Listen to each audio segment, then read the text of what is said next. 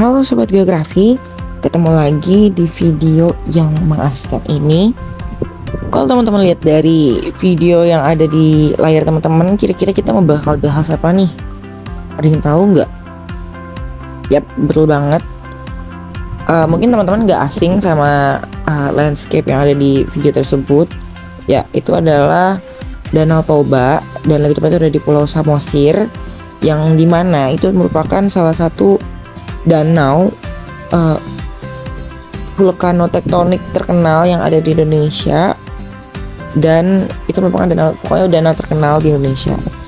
Bukti di ketemuan kali ini atau di video kali ini kita bakal bahas nih terkait aspek hidrosfer, yaitu danau ya. Jadi danau sendiri ini masuk ke dalam perairan darat ya, kalau dalam lapisan air atau hidrosfer. Oke, jadi danau itu tuh apa sih? Nah, kalau berdasarkan KBBI sendiri atau Kamus Besar Bahasa Indonesia, danau itu adalah genangan air yang luas dan dikelilingi oleh daratan. Sedangkan kalau menurut ilmu geografi sendiri, danau adalah suatu cekungan di permukaan bumi yang terisi oleh air, baik air tawar ataupun air asin, yang tidak langsung terhubung dengan laut dan dikelilingi oleh daratan. Oke, tanpa panjang lebar, kita bakal simak video dari teman-teman ikan yang hidup di air tawar ya, yang sering ada di danau juga, yang bakal ngejelasin nih keadaan tempat tinggal mereka. So, mari kita simak. Halo saudaraku, kumpullah. Air danau ini mulai terasa berbeda. Ada yang harus kita bicarakan. Sebagai penghuni danau sejati, kita harus tahu bagaimana keadaan tempat kita tinggal. Benar. Tapi sebelumnya kita kasih tahu dulu ya, apa itu danau. Danau itu adalah tempat kita tinggal ini loh, genangan air luas yang dikelilingi daratan. Bisa dari bentuknya alami kayak Danau Toba atau buatan kayak Jakumaku, yaitu waduk jatiluhur. Fungsinya banyak loh, banyak buat air bersih, tempat hidup kita, pakai ikan kayak RC, pengatur iklim, sampai tempat manusia nyantai-nyantai. Tapi nggak semua danau itu sama, kayak ada danau tektonik kayak tempat si Toba karena pergeseran bumi. Ada danau vulkanis bekas meledaknya gunung, dan juga ada gunung meletus dan juga dari es meleleh. Kita ngomongin tentang es, kalau kesono sih minyak amit-amit. Nah, jangan lupakan danau hasil kerja keras buatan kita sendiri. Aku sih betah banget ya tinggal di danau, karena aku bisa main ke teratai, ngintip orang-orang yang lagi mancing. Bahkan kadang aku bisa dapat sisa roti dari mereka yang sedang mancing.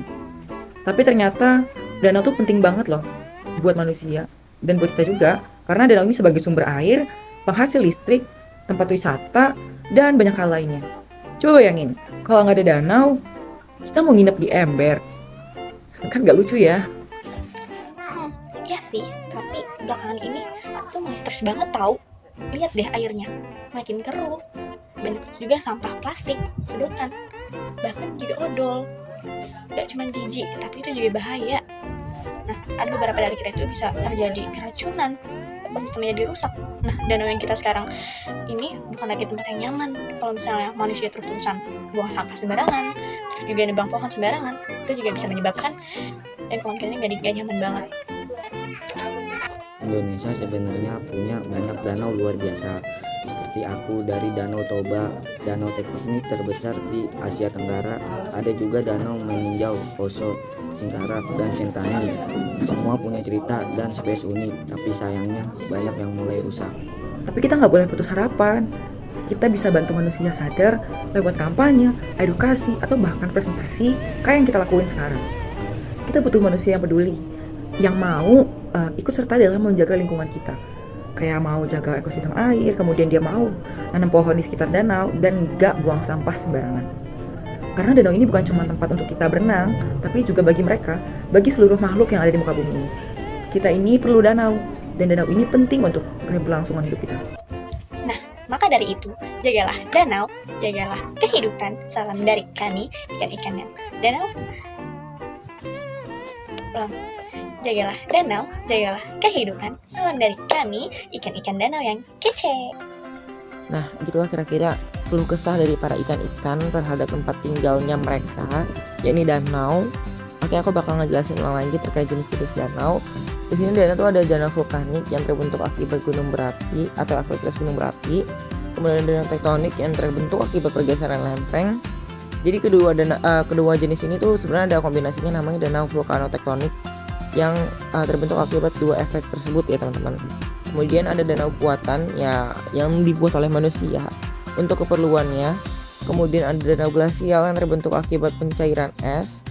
Ya, terus ada danau Oxbow yang terbentuk akibat sedimentasi sungai yang sehingga menimbulkan sisaan ya gitu atau surplus terhadap daerah tersebut gitu. Dan yang terakhir ada danau Kars ya. Jadi danau ini itu adalah danau dari pelarutan batuan kapur ya, yang misalnya dari daerah kapur dan menjadi air gitu teman-teman. Nah, jadi cukup sekian nih terkait danau perdanauan. Mungkin di pertemuan kali lagi kita bakal bahas yang lain. Mohon maaf. Terima kasih semuanya.